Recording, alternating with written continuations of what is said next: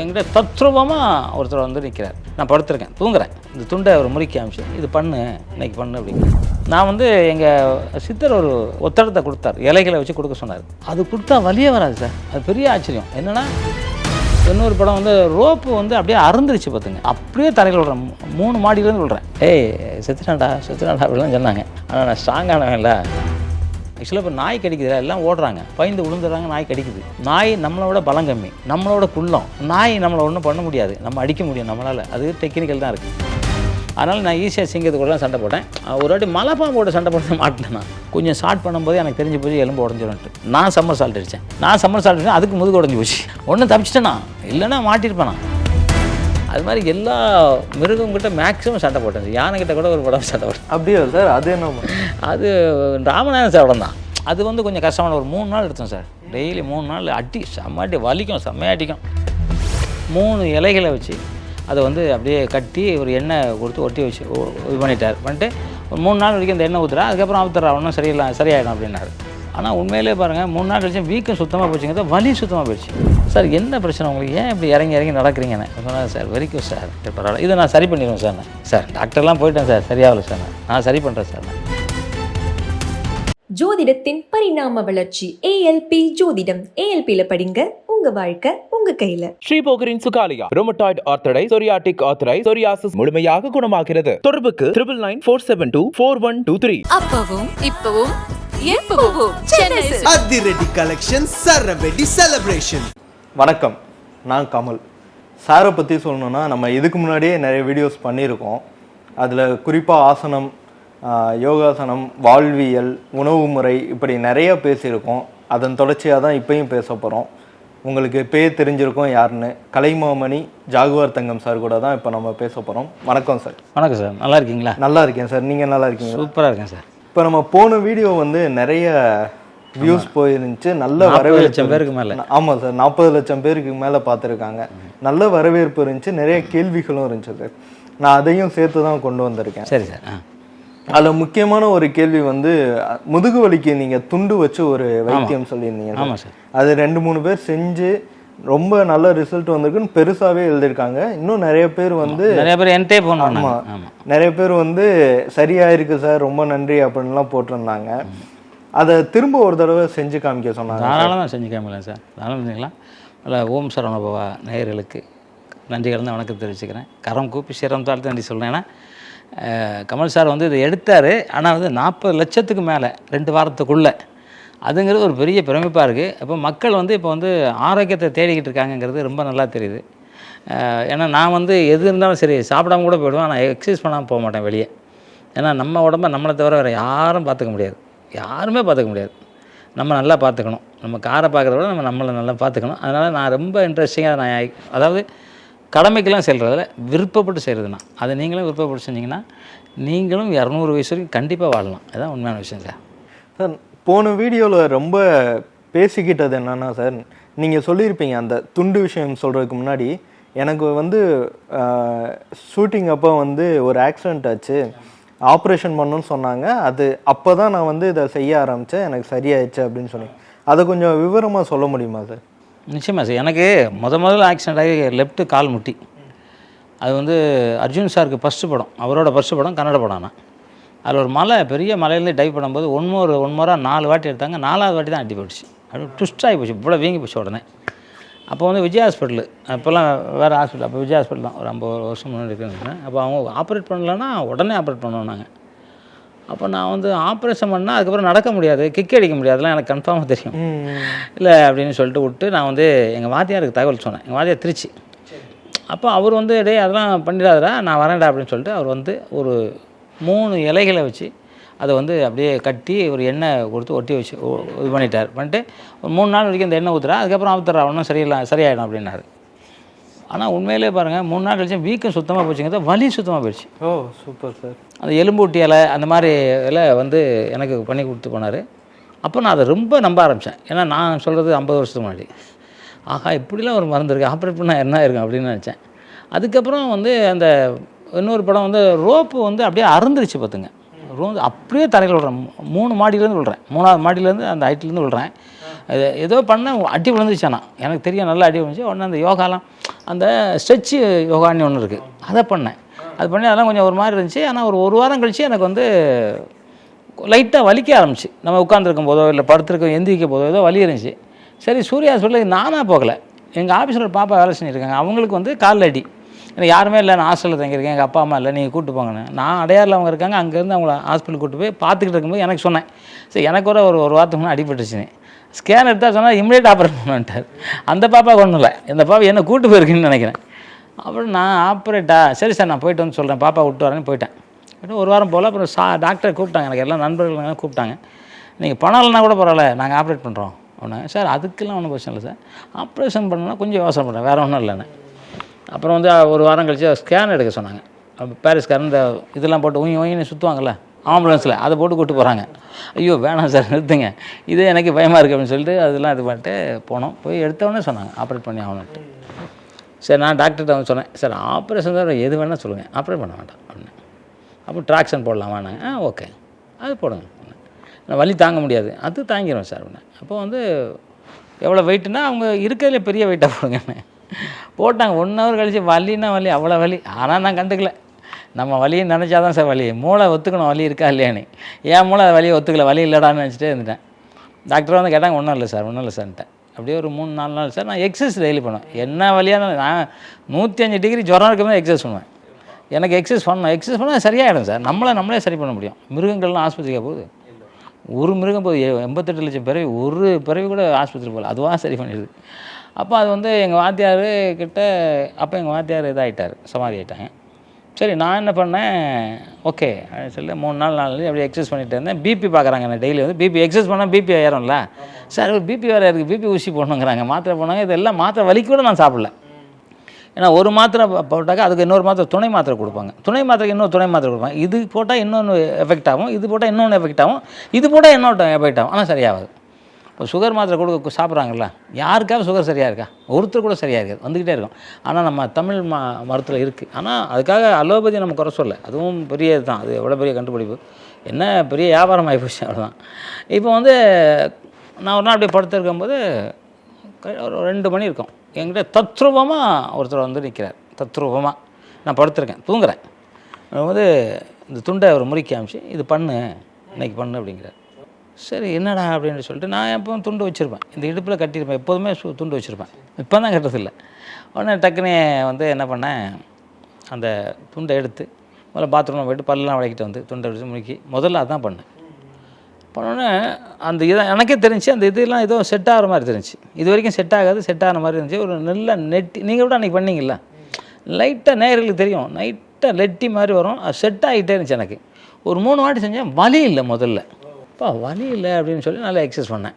அப்போ அந்த நர்ஸ் வந்துட்டாங்க, சார் உங்களை எத்தனை வாட்டி சொல்ல எக்ஸசைஸ் பண்ணுறக்கூடாதுன்னு, நீங்கள் என்ன எக்ஸசைஸ் பண்ணிக்கிட்டு இருக்கிறீங்க, நான் சீஃப் டாக்டர் சொல்கிறேன். சரி சொல்லுங்கள் அப்படின்னா அவரும் கூப்பிட்டு சொன்னார். போனேன், சரி இப்போ ஒரு ஸ்கேன் எடுத்து பாருங்கள், எனக்கு என்னமோ சரியாயிடுச்சு சார் அப்படின்னு. 18 நாள் ஹாஸ்பிட்டலில் இருக்காங்க, நான் சொல்ல 4ஆவது நாள் ஸ்கேன் ஒன்றுமே இல்லை, இன்றைக்கி வரைக்கும் ஒன்றும் இல்லை. ஆச்சரியம் தான். ஆமாம், அந்த துண்டு தான் சார், அந்த ஒரு சித்தர் பெருமான் வந்து எனக்கு சொல்லி கொடுத்தது, அதை பண்ணேன். இன்றைக்கி வரைக்கும் இடுப்பில் எனக்கு வலி கிடையாது சார். வேறு எங்கன்னா வலிக்கும், அங்கெல்லாம் வலிக்கும். எனக்கு ஷூட் பண்ணுறோம்ல சார், கண்டினியூவாக 12 மணி நேரம் 24 மணி நேரம் நின்று ஃபைட் பண்ணிகிட்டே இருப்பேன். அதனால் கொஞ்சம் முதுகு கழுத்துலாம் கூட வலிக்கும்.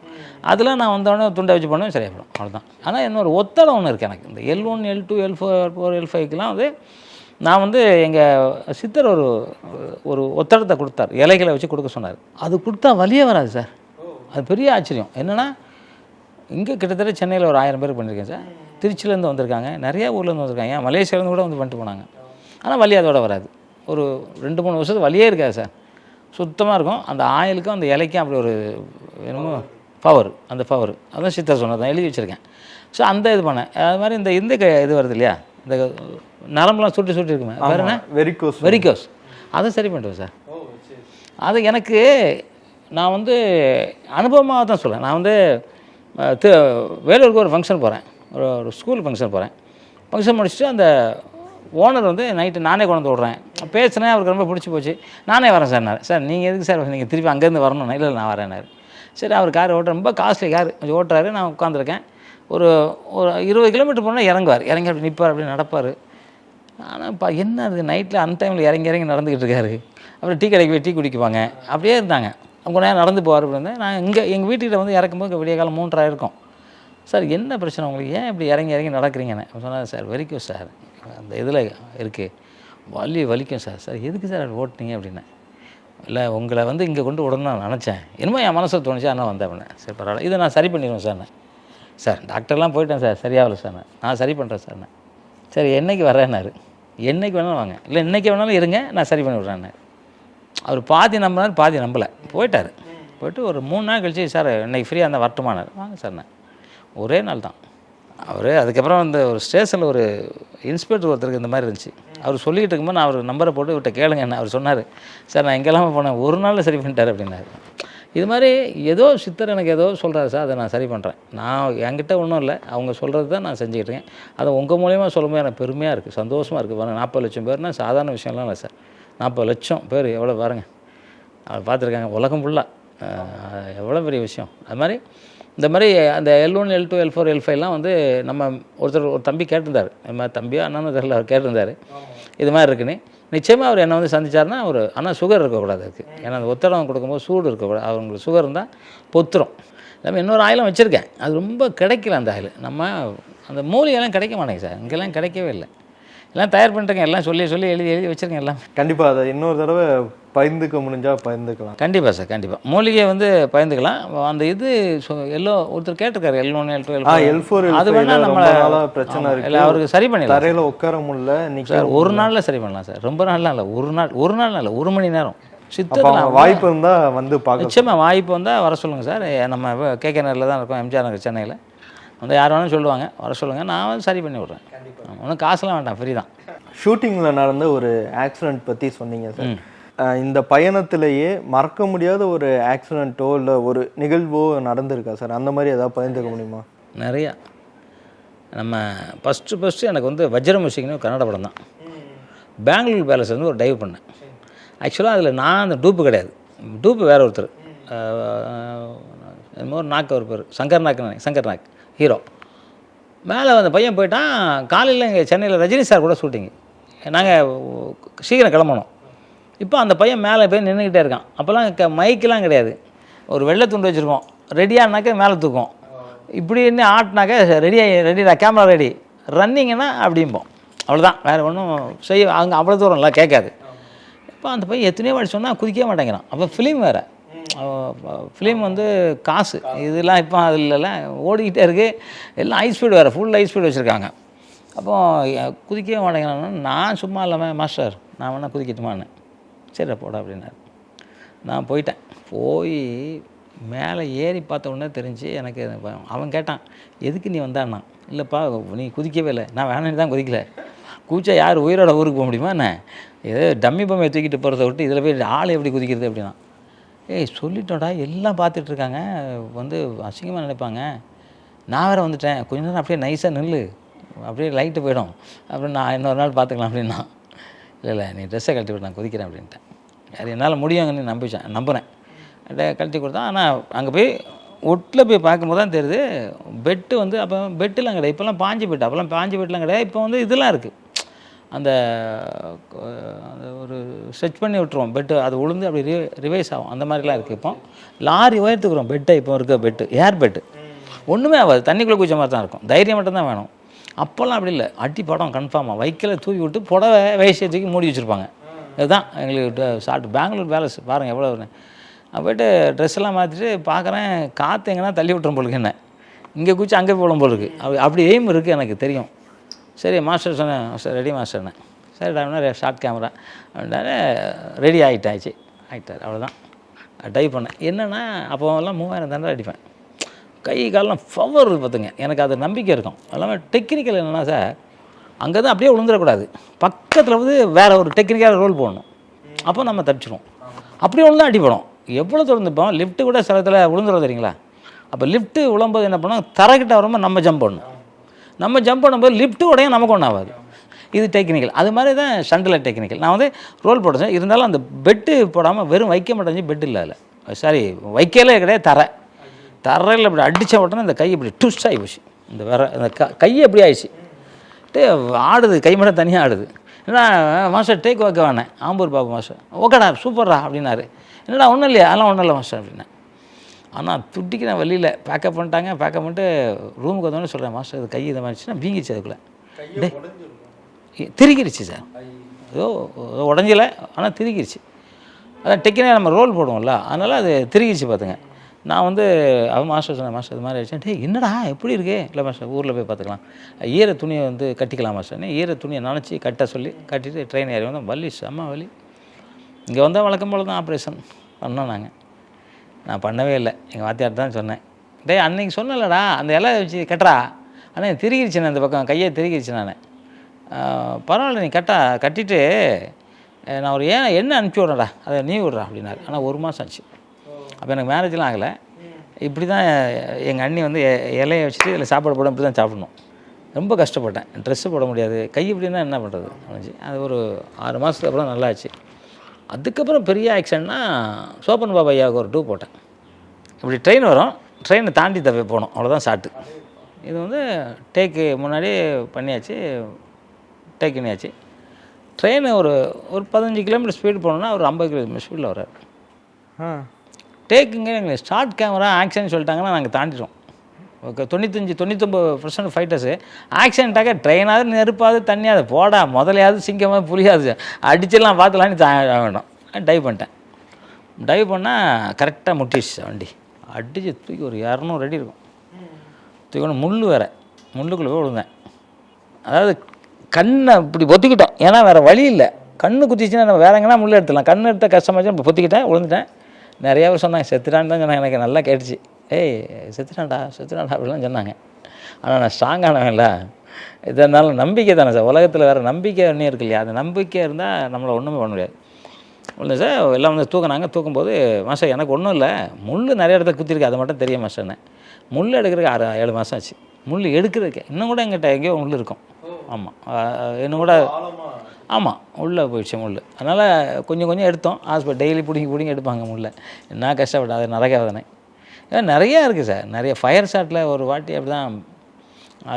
அப்போ எங்கள் ஆம்பூர் பாபா சார் நிறைய கன்னட படம் பண்ணுவார். ஃபயர் ஷாட்னால் எல்லோரும் என்ன தான் கூப்பிடுவாங்க. ஏன்னா நான் ரொம்ப நேரம் சுற்றுவேன். எல்லோரும் ஒரு இவ்வளோ செகண்டில் வந்து படுத்துருவாங்க, பத்தாது, திருப்பி இன்னொரு வாட்டி சுற்றணும். நான் அப்படிலாம் இல்லை, கேட்டுக்குவேன் என்னென்ன பண்ணணுன்னு. எல்லாத்தையும் மூச்சை அப்படியே பிளாக் பண்ணி நிறுத்திடுவேன். அப்போ யோகா தானேண்ணா, மூச்சை அப்படியே தம் கட்டிட்டு அப்படியே சுற்றி கிற்றி முடிச்சுட்டு ஓகேன்னு அப்போ தான் படுப்பேன். அதனால அதில் என்னென்னா ஒரு சுற்றிட்டு கண்ணாடி உடச்சிட்டு வெளியே போகணும். அவன் ஹீரோவை கொளுத்தி விட்ருவாங்க. ஹீரோ வந்து சுற்றி கிற்றி 2-3 பேர் அடிச்சுட்டு கண்ணாடி தப்பிச்சிருவார். அப்படிங்கிறது தான் கதை. நான் தப்பிச்சு போகும்போது கீழே பெட்டு போட்டிருக்கேன், ஃபஸ்ட் மாடியிலேருந்து தான் போட்டிருக்கேன். அதில் வந்து ஒரு சவுக்கு கம்பு நீட்டிகிட்டு இருந்திருக்கு. அந்த கம்பை சும்மா மூடி வச்சுருக்கானுங்க. ஒன்றாவது மேலே பெட்டு போட்டுருக்கணும், இல்லைன்னா வெட்டி எடுத்துக்கணும். சும்மா மூடி வச்சுருக்கானுங்க. நான் வரும் கரெக்டாக இது உள்ளே போச்சு ஃபயரோட. அது பெரிய அவஸ்தை. இன்னும் இவ்வளோ தூரம் உள்ளே போயிடுச்சு குச்சி. அது என்ன ஃபயர் ட்ரெஸ்ஸு போட்டு இவ்வளோ பெரிய கண்ணா ட்ரெஸ்ஸு போட்டு இல்லைன்னா பிச்சுட்டு உள்ளே போயிருக்கும். அது ஒரு அப்புறம் வந்து இன்னொரு படம், அந்த கல் இந்த பக்கம் குத்தி இந்த பக்கம் வந்துச்சு அந்த காலில். அது இது நிறையா ஆக்சிடெண்ட்டாக வரல. அப்புறம் வாட்டி புலி கூட சண்டை போட்டேன். அதில் அது செம்ம அடிக்கும் புலி கூட. ஆனால் எங்கள் வாத்தியாருக்கு தான் பாராட்ட சொல்லுவேன். எங்கள் வாத்தியார் தான் உண்மையில் கடவுள். அவர் என்னென்னா புலி அடித்தா எப்படி பண்ணுறது, சிங்கத்துக்கிட்ட எப்படி சண்டை பண்ணணும், நரிக்கிட்ட எப்படி சண்டை பண்ணணும், நாய்ங்க விரட்டினா என்ன பண்ணணும், இதெல்லாம் அவர் எனக்கு சொல்லி கொடுத்தாரு. அதாவது இதெல்லாம் காலேஜில் சொல்லி தரணும் சார். ஆக்சுவலாக இப்போ நாய் கடிக்குது, எல்லாம் ஓடுறாங்க, பயந்து விழுந்துடுறாங்க, நாய் கடிக்குது. நாய் நம்மளோட பலம் கம்மி, நம்மளோட குள்ளம். நாய் நம்மளை ஒன்றும் பண்ண முடியாது, நம்ம அடிக்க முடியும் நம்மளால். அது டெக்னிக்கல் தான் இருக்குது. இப்போ கூட ஒரு அம்மா அமெரிக்காவில் நினைக்கிறேன், அது நாய்க்குட்டியை வந்து முதல்ல கவிச்சு முதல்ல அடித்து வச்சிருச்சு. நீங்கள் பார்த்துருப்பீங்க நியூஸில். கண் ஈஸி சார். அதுக்கு வந்து அடிக்க வேண்டிய இடம் கண். அது கண் அடித்தா அதுக்கு முடியாது. அது எந்த நம்ம மாதிரி துடைக்கலாம் முடியாது, மூடவும் முடியாது, போட்டால் தான். இது மாதிரி அது மாதிரி நிறையா இதை அடிக்கிறதுக்கு மற்ற உயிரினத்தை நம்மளோட பலமிக்க உயிரினத்தை அடிக்கிறதுக்கான டெக்னிக் எங்கள் ஆத்தியா சொல்லி கொடுத்தாரு. அதனால் நான் ஈஸியாக சிங்கத்து கூடலாம் சண்டை போட்டேன். ஒரு வாட்டி மலைப்பாம்போட சண்டை போட்டு மாட்டினேன் நான். மலைப்பாம்புனா இவ்வளோ பெரிய அவ்வளோ நீட்டாக இருக்கும் சார். அவ்வளோ இது எனக்கு கையை பிடிக்க முடியாது, தலையை இப்படி பிடிச்சிக்கணும். படத்துக்கு தான். என்ன படம் அதுக்கு தெலுங்கு படம் சார். அர்ஜுன் சாருக்கு டூப்பு 3D படம். அது யாரோ டைரக்டர், பெரிய டைரக்டர், சத்யா ஸ்டுடியோவில் தான் ஷூட்டிங் பண்ணும்போது மாஸ்டர் டாடே தலையை மட்டும் பிடிச்சிக்கடா, மயக்கம் வந்து கொடுத்துருக்கோண்டா அப்படின்ட்டார். ஓகேண்ணே அப்படின்ட்டேன் சார். மலைப்பாம்பு தொடுறதுக்கே அருவருப்பாக இருக்கும். நீங்கள் தொட்டு போய் வளவளான்னு ஒரு மாதிரி அருவருப்பு. சாப்பிடலாம் ஒரு வாரம் நான் கையில் வச்சு சாப்பிட முடியல, அப்படியே அருவருப்பாச்சு. கல்யாணம் பண்ண புதுசு எனக்கு வேறு. இப்போ வந்து இப்படி பிடிக்கிறேன் சார், டேக் ஓடுது, இது வந்து இருக்குது நம்ம உடம்ப நொறுக்குது, எலும்பை நொறுக்குது. இதில் வாயை இது பண்ணிவிட்டு நான் பிடிச்சிக்கிட்டேன். ஆனால் இங்கே வந்து நொறுக்குது உள்ள. நான் சொன்னேன், மாஸ்டர் இது வந்து என்னை வந்து இருக்குது அப்படின்னேன். டேய் அதெல்லாம் மயக்கம் வந்து கொடுத்துருக்காரு, இருக்காதுடா அப்படின்னு. இல்லை மாஸ்டர் இருக்குது அப்படின்னேன். கொஞ்சம் ஸ்டார்ட் பண்ணும்போது எனக்கு தெரிஞ்சு போச்சு எலும்பு உடஞ்சிடும்ட்டு. நான் சம்மர் சால்ட் அடித்தேன். அதுக்கு முதுகு உடஞ்சி போச்சு. ஒன்றும் தப்பிச்சிட்டேண்ணா, இல்லைன்னா மாட்டியிருப்பேண்ணா. நொறுக்கியிருக்கோம் சார். நொறுங்கின கூட என்ன பண்ண முடியும்? ஃபுல்லாக ஆப்ரேட் பண்ணால் கூட ஒன்றும் செட் பண்ண முடியாது. ஆனால் அதுக்கு அவ்வளோ பவர் இருக்குது. நம்ம நினைக்கிறோம் ஏதோ சார் நல்ல பாம்பு கொத்துச்சுன்னா தரையே அப்படி உடையும் சார், அந்த அளவு பவர். ரித்தீஷ்னு ஒரு ஹீரோ, மலையாள படம். அவர் ஹீரோ நான் மாஸ்டரில் விலங்கு போட்டிருப்பார், போலீஸ் தேடிக்கிட்டு இருக்கோம். ஒரு இதில் போய் மறைவார். மறைஞ்ச உடனே பார்த்தீங்கன்னா ஒரு அதில் பாம்பு வரும். பாம்பு வந்தோடனே பாம்பு பார்த்தோன்னே இப்படி பிடிக்கணும், அதான் ஷாட்டு. போலீஸ் போகிற வரைக்கும் பாம்பு பிடிச்சிட்டு இருக்கணும். இவர் போலீஸ் இப்போ பாம்பை பார்த்தா ஓடி போயிட்டார். என்னென்னா எங்கள் வீட்டுக்கிட்ட பாம்பு இருந்தாலும் வீடை காலி பண்ணிட்டு வருவேன், பாம்பை நான் பிடிக்க மாட்டேன்ட்டார். அப்புறம் அவருக்கு பதிலாக நான் போட்டு பிடிச்சேன் சார். நான் வந்து விலங்கு போட்டிருக்கேன்ல, இப்படி போகும்போது கொத்திச்சு சார். அதுக்கு ரத்தம் வந்துச்சு வாயிலாம். ஆனால் பாறைக்கல் சதறுது. அப்போ என்ன வேகமாக கொத்தம் பாருங்கள். அப்போ தான் நினச்சேன் பாம்பு பயங்கர வேகமாக கொத்தம் போல் இருக்குது. என்னென்னா ஒரு மனுஷன் நம்மளை முழு பவரை யூஸ் பண்ணால் தான் சார் எதுலேயுமே ஜெயிக்க முடியும். தொழிலாக இருக்கட்டும், சண்டையாக இருக்கட்டும், எதாக இருந்தாலும் சரி முழு பவர் யூஸ் பண்ணும். இல்லைன்னா ஜெயிக்க முடியாது. அரையும் குறையெல்லாம் ஜெயிக்கவே முடியாது. ஒருத்தன் அடிக்கணும்னு நினச்சிட்டா அவன் அடிச்சிடணும், இல்லைன்னா அடிக்கக்கூடாது, அவ்வளோதான். பாம்பு அப்போ தான் சார் நான் யோசனை பண்ணேன், அந்த கொத்து பாறையில் கொத்து சார். அப்போ மனுஷன் கை என்ன ஆகும்? அதான் விஷம் சொல்லுன்னு ஏறி செத்து போகிறான். அப்புறம் சரி இதுக்கு டெக்னிக்கலில் போனேன், இந்த கையை கொண்டு போய் இப்படி திரும்ப பிடிச்சிட்டேன். பிடிச்சி பாம்பு விடலை, அது அப்படி இப்படி திரும்புது. நான் விட்டால் தானே திரும்பலை. அந்த ஷாட் ஓகேச்சு. அது மாதிரி எல்லா மிருகங்கிட்ட மேக்ஸிமம் சண்டை போட்டேன் சார். யானைக்கிட்ட கூட ஒரு படம் சண்டை போட்டேன். அப்படியா சார்? அது என்ன? அது ராமநாதன் சார் படம் தான். டூப் போட்டேன். அவர் ஹீரோயினுக்கு தான் டூப் போட்டேன். நான் சண்டை தான் அதை வந்து தூக்கிட்டு போய் இது பண்ணுற மாதிரி தப்பிச்சு வர்ற மாதிரி. இங்கே தான் மோகன் ஸ்டுடியோ தான் ஷூட்டிங். ஆனால் எனக்கு பயம் தான், யானை கூடலாம் சண்டை போட முடியாது. ஆனால் யானை நல்ல பழக்கமான யானை. போனோடனே பழம் அந்த வெள்ளெல்லாம் கொடுக்க சொன்னாங்க, அதெல்லாம் கொடுத்து 2 நாளுக்கு ஃபாலோ பண்ணிவிட்டு அதுக்கப்புறம் பண்ணேன். ஒன்றும் பண்ணல. அது ஒரு பெரிய பெருமை. யானைக்கிட்ட சண்டை போடுறது அடக்க முடியுமா சார்? அதை ஒன்றுமே பண்ண முடியாது. தலையில் மேலே போய் தான் அடிக்கணும், கீழெல்லாம் அடிக்கவே முடியாது, எந்த இடத்தையும் தாக்க முடியாது. அதுக்கிட்ட லைட்டாக தட்டினாலே பறந்துடும் சார். காரை தூக்கி அப்படி தூக்கி போட்டு போகுது சார். காரை தூக்கி போய் நம்மளாம் எத்தனையும். ஆனால் அதான் அது கொஞ்சம் எனக்கு பணமெல்லாம் கொடுக்கணும், இல்லை அது என்ன வெள்ளம் கருப்பட்டியை வெள்ளம் கொடுக்கணும், பழங்கள் கொடுக்கணும்னா அது அப்படியே நல்லா பழகிடுச்சு நம்மகிட்ட. தூக்கிட்டு அப்படியே நல்ல அப்படி இறக்கிட்டு தலையெல்லாம் ஆசீர்வாதம் பண்ணுது. அது பெரிய அது மாதிரி எல்லா மேக்ஸிமம் மிருகத்தோட எல்லாம் சண்டை போட்டிருக்கேன் சார். புலியோட சண்டை போட்டேன்னு சொன்னீங்களா சார், அதை கொஞ்சம் டீட்டெயிலாக சொல்ல முடியுமா? அதான் அது என்னென்னா சார், அதுவும் தெலுங்கு தான். அதில் வந்து நம்ம திருப்பதி கிட்ட தலைக்கோணங்கிற இடத்துல, அதாவது ஹீரோ இருக்கார், ஹீரோ அந்த குடும்பம் ஃபேமிலி இருக்கும். திடீர்னு காட்டுக்குள்ளே புலி வந்துடும், குழந்தைங்களுக்கு அப்புறம் சண்டை போடணும். அதுதான் சீக்வன்ஸு. எனக்கு நான் தான் டூப்பு. அதான் கிருஷ்ணா சார் நினைக்கிறாரு. இவர் இருக்கார்ல நம்ம ரமேஷ் இவருக்குல சூப்பர் ஸ்டாரு தெலுங்குல மகேஷ் பாபு இருக்கார்ல, அவங்க அப்பா. அவங்க பர்மனன்ட் டூப்பு நான் தான் அவருக்கு. மகடோனில் இது மகாராஜா அவர் கடைசியாக ஹீரோவை நடித்த படம், அது வரைக்கும் நான் தான் டூப்பு அவர் போட்டேன். ஆமாம். அப்போ வந்து பண்ணும்போது அவருக்கு தெரியும்ல, அது மாதிரி பண்ணிட்டு நம்ம கட்டி புரிஞ்சு உருள்றதுலாம் நான் தான். உருள்றது, சண்டை போடுறது, இதெல்லாம் நான் தான். அது ரொம்ப கஷ்டப்பட்டோம். ரொம்ப உண்மையில் ரொம்ப சிரமமான, அடி வாங்க முடியாது சார் அதுக்கிட்ட.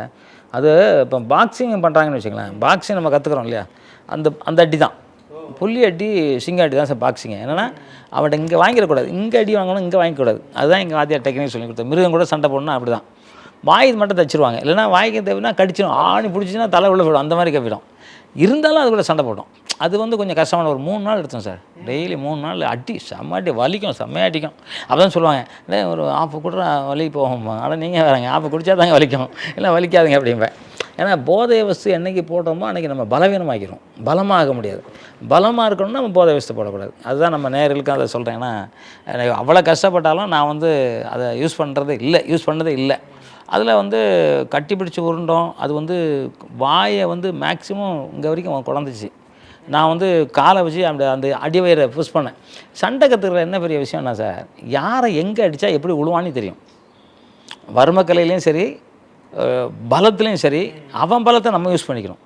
அது வாலி வந்து பலத்தை அப்படி யூஸ் பண்ணாங்களே, ராமாயணம் சொல்லுவாங்களே, அவன் பலத்தை நம்ம யூஸ் பண்ணிக்கிறோம். அவன் எந்த பக்கம் அடிக்கிறான், வேகமாக ஓங்கி அடிக்கிறான்னு அவன் உட்காந்துட்டு அவன் காலை வாரி விட்டுறணும். இது மாதிரி ஒவ்வொரு டெக்னிக்கலும் அப்படி தான். நம்ம புஷ் பண்ணுறான்னா நம்ம வேறு மாதிரி டெக்னிக்கில் அவன் புஷ் பண்ணுறது அவனே கீழே விழுதுருவான். அந்த மாதிரி நிறையா இருக்குல்ல. அது மாதிரி நான் அந்த சிங்கத்துக்கு அந்த புலியோட சண்டை போட்டோம் எல்லாருமே பாராட்டினாங்க. ஆனால் அடுத்த வாட்டி நான் சண்டை போட மாட்டேன்ட்டேன். ஏன்னா நாத்தம் வேறு, அது ஒரு வாரம் சாப்பிட முடியல.